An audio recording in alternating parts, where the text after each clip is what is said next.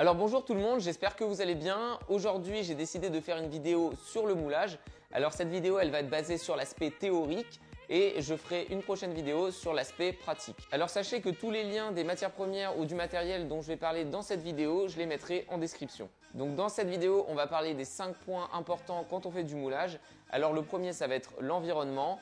Le deuxième, ça va être le moule. Le troisième, le matériel. Le quatrième, ça va être la matière première. Et enfin, le cinquième, ça va être les intérieurs. Donc, si on met un intérieur dans un bon moulé, par exemple.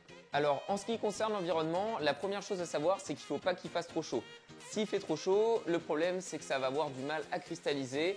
Et du coup, ça risque de créer un blanchiment sur le chocolat. Et au contraire, si vous travaillez dans un endroit plus frais, le chocolat risque de cristalliser plus vite. Et donc vous allez avoir un plus gros bloc et du coup un chocolat qui ne sera pas forcément fin. Et enfin, il faut éviter de travailler dans un endroit trop humide parce que le sucre aura tendance à absorber l'humidité, ce qui va créer une sorte de texture un peu granuleuse. Et aussi, pendant le tablage, le chocolat risque d'absorber l'humidité, ce qui va aussi faire épaissir le chocolat. Donc pour résumer, le mieux c'est de travailler dans un endroit plutôt frais et sec, donc aux alentours de 20 degrés environ. Maintenant, on va parler du moule qu'on utilise pour le moulage. Si vous voulez un résultat bien brillant, il va falloir utiliser l'un de ces trois matériaux, donc le polycarbonate, le tritan et le thermoformé. Alors, ce qui va regrouper ces trois matériaux, ça va être la rigidité et la surface lisse du moule. Et c'est en partie grâce à ça que le chocolat va avoir un aspect brillant lors du démoulage.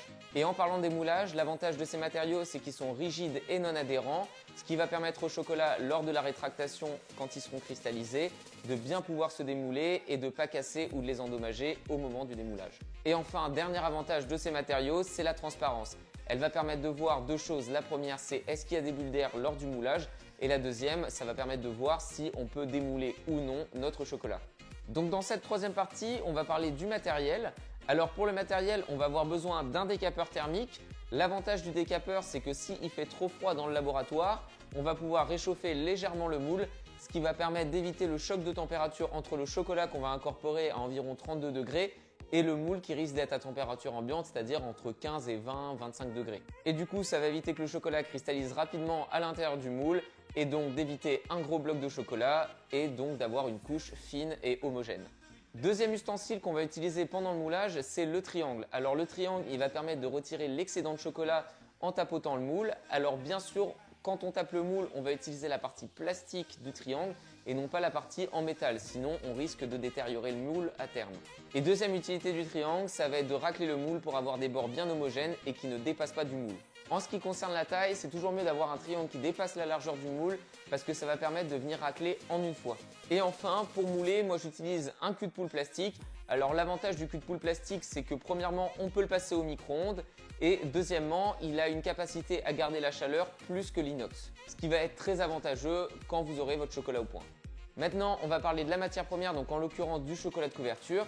Alors l'avantage du chocolat de couverture, c'est d'avoir une bonne fluidité lors du moulage, ce qui va permettre d'avoir des coques assez fines et homogènes et il va avoir tendance à être plus brillant et plus cassant lors du démoulage. Et enfin, dernier point, les intérieurs. Donc si vous voulez faire un bonbon moulé, une barre ou une tablette fourrée, en fonction de ce que vous allez mettre à l'intérieur, vous n'allez pas forcément le mettre à la même température. Vous allez mettre un praliné à 24 degrés ou un caramel à 30 degrés. Ce qu'on recherche vraiment, c'est une fluidité pour avoir une surface lisse sur le dessus pour l'obturation.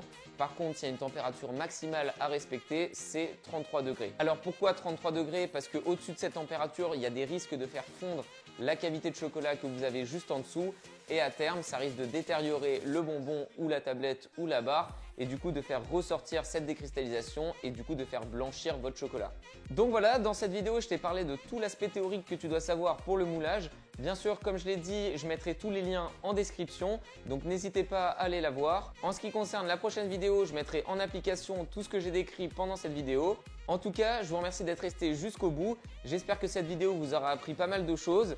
N'hésitez pas à poser vos questions en commentaire, j'y répondrai avec grand plaisir. N'hésitez pas non plus à liker la vidéo et à vous abonner à la chaîne.